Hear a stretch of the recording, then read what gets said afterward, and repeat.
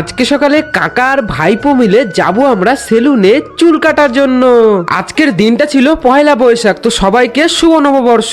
আজকে সকালে আমি কিন্তু বাজারে যাই সকাল সকাল উঠে টানা রোদ্দুরের মধ্যে। কিছুক্ষণ সাইকেল চালানোর পর আমি চলে আসি মাংসের দোকানে, আর এখান থেকে কিন্তু মাংস নিয়ে নিই। আর আজকে যা টানা রোদ বেরিয়েছে, মনে হচ্ছে সূর্যি মামা আমাদের জুস করে এক্ষুনি খেয়ে নেবে। যাই হোক, বাড়ি এসে দেখি মা আমার জন্য ভাত বেড়েছে। তখনই আমি লাল লাল করে আলু সেদ্ধটা মেখে নিলাম, আর ভাইপো দেখি এক্ষুনি চলে আসলো আমার হাতে ডিম খেলো। আর তারপরে শাক ভাজা, ডিম ভাজা, আলু সেদ্ধ দিয়ে ভাত খাওয়ার পর আমি কিন্তু ভাইপোকে নিয়ে বেরিয়ে পড়লাম সেলুনে যাওয়ার জন্য। সেলুনে এসে কাকুকে বললাম, ভাইপো আর আমাকে একটু স্টাইলিশ করে চুল কেটে দাও তো।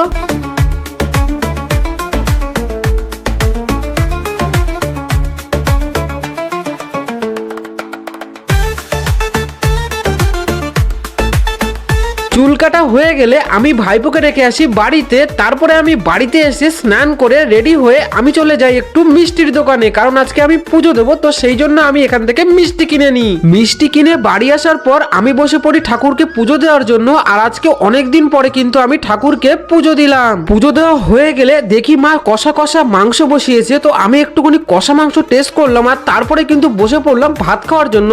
তো আজকে কিন্তু আমি শাক ভাজা দিয়ে প্রথমে ভাত খেলাম, আর আজকে কিন্তু আমি গোপাল ভাঁড় দেখে দেখে ভাত খাচ্ছি। আর মাংসর টেস্টটা কিন্তু দারুণ হয়েছে আজকে। তো সবার প্রথমে একটু লেগ পিস দিয়ে টেস্ট করলাম, আর তারপরে কিন্তু একটু মাংস খেলাম। তো আমি এখন মাংস দিয়ে ভাত খেতে থাকি। দেখা হচ্ছে তোমাদের সাথে পরবর্তী ভিডিওতে।